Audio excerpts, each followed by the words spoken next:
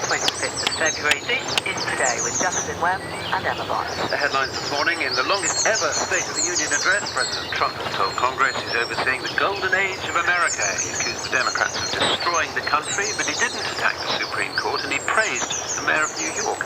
And one other headline: Thames Valley Police have finished searching the former home of Andrew Mountbatten Windsor in Berkshire as part of its investigation into allegations of misconduct in public office. Also coming up in today's programme, Australia blends the food waste, smashes it up into a thick, gloopy soup. delicious. Inside the rubbish revolution, why a thick glue. Southeast Biscay, variable 2 to 4, fog patches, moderate or good, occasionally very poor. Fitzroy, sole Pea soup could be the future of all of our food waste. And to discuss all, the BBC News First is read by Jane Steele. President Trump has used his State of the Union speech to claim he has overseen a turnaround for the ages. In an address lasting a record 1 hour and 47 minutes, Mr. Trump said on Wednesday the 25th of February. On Wednesday the 25th of February, 1004, rising slowly. Ronald's Way, south by east, 4. Mist, 3 miles, 1008, falling slowly. Malin Head, south. It thinks Thorpe, who's 31, has made progress and could be tested in less restrictive prison conditions. Every home in Suffolk will be getting extra bins over the next few weeks so we can recycle more. The government wants to standardise and gave councils a deadline at the end of March to make it happen. I realise I've had a hell of a ride. So, 7 days on then from events. Portland, occasional rain in Plymouth, moderate or good. Southeast Biscay, variable 2 to 4, fog patches, moderate or good. In Lisbon, just bring us the latest in this case. Well, Prestiani is provisionally banned by UEFA for tonight's return leg, pending the result of a full investigation by the... No, of course you don't. Lucy Calloway, going to have to leave it there. Thank you very much. Italy, 6 to gale 8 at first, except in southwest Viking. Otherwise southerly or southwesterly, 4 to 6, occasionally 7 later. Rain, fog patches, moderate or good, occasionally very poor. At 6 with the latest BBC News for Suffolk, I'm Kelly McCormack. An Ipswich woman who murdered her father. Very poor in southeast Faroe. Southeast Iceland, northwesterly, 6 to gale 8 at first in southwest, otherwise cyclonic, 4 to 6.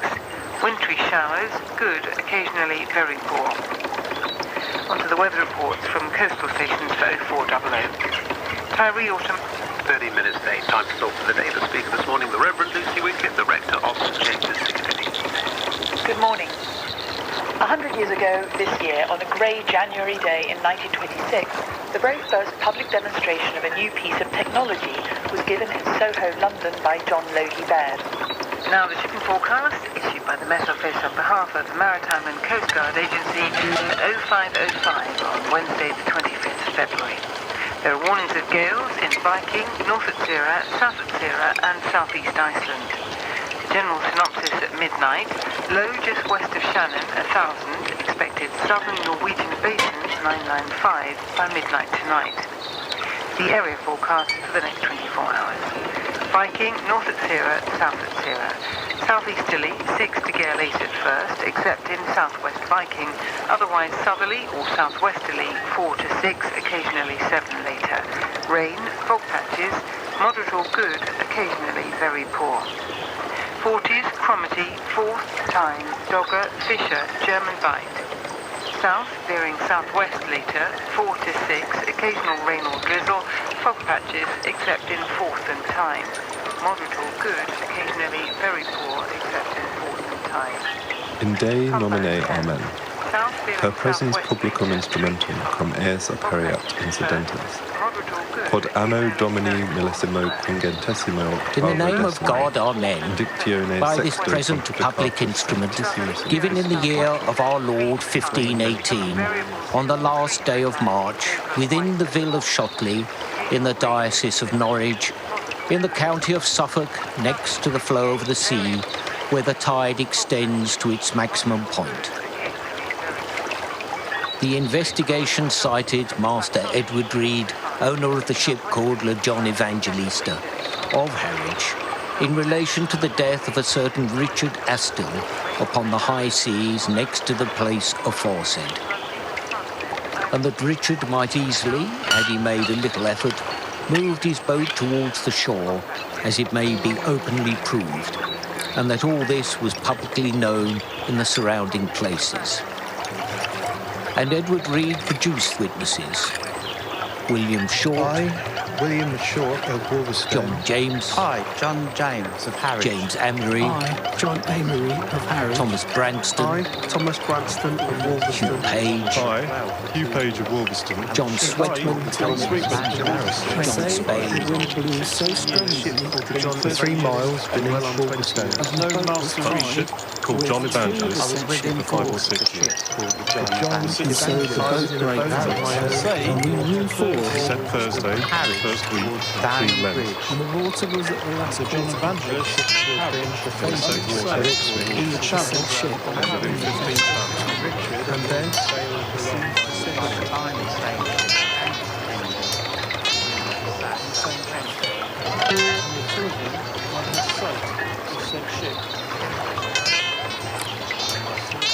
Richard Astle and me were dragging oysters in the water between Ipswich and Harwich at a place off the same water called Colling, for 3 miles beneath Wolverstone. And that time there being, we saw a ship called the John Evangelist of Harwich under sail coming towards Downham Bridge from Harwich. And after we had hauled up our drag, we set at land at Wolverstone a minstrel which desired to go on the water to sport him for his pleasure.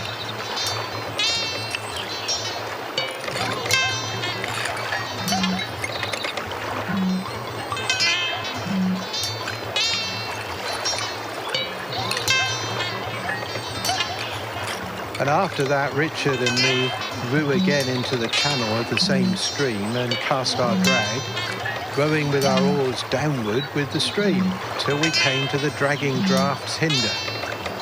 And that time the wind and stream were contrary, and much strainable wind and tempest.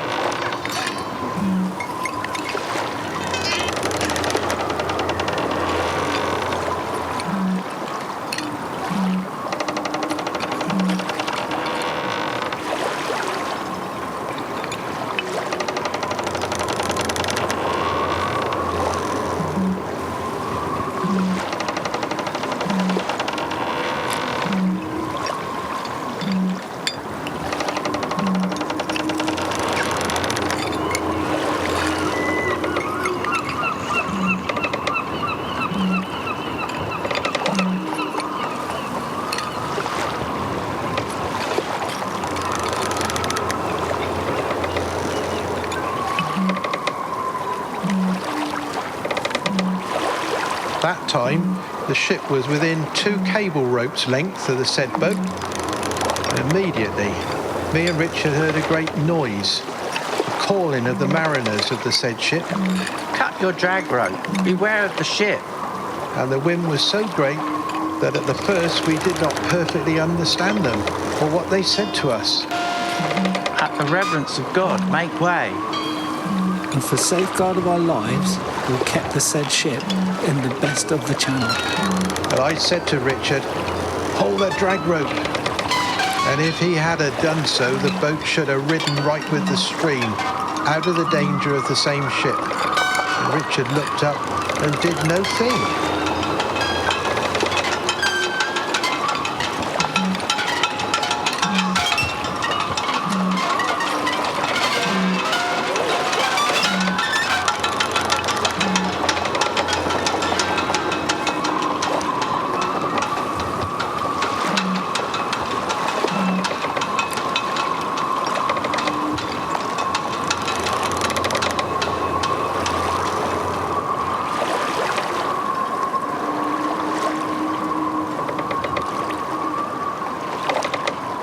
Richard made no manner of shift nor labour for the avoidance of the danger that fell after.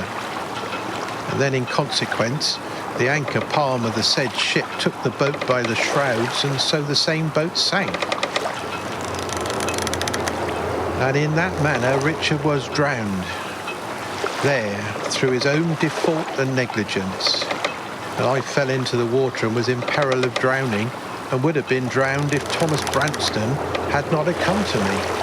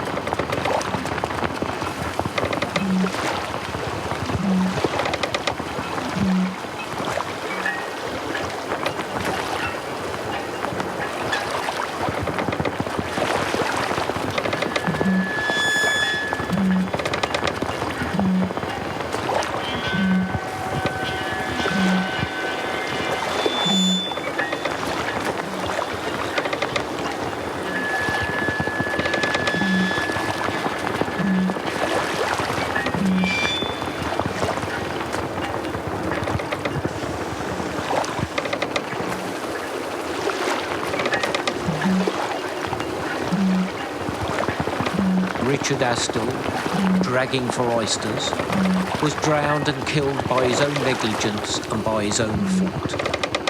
That is to say that at this time he did not attach the drag rope to the same boat as he ought, and the way that he tied it gave occasion for his death, and was the cause of his death, and that the sailors in the ship called the John Evangelist did not give any occasion for his death, and they shouted to him and his crewmate to get out of the way of danger and flee the said ship. And the inquest know this from their own knowledge and do not depose otherwise.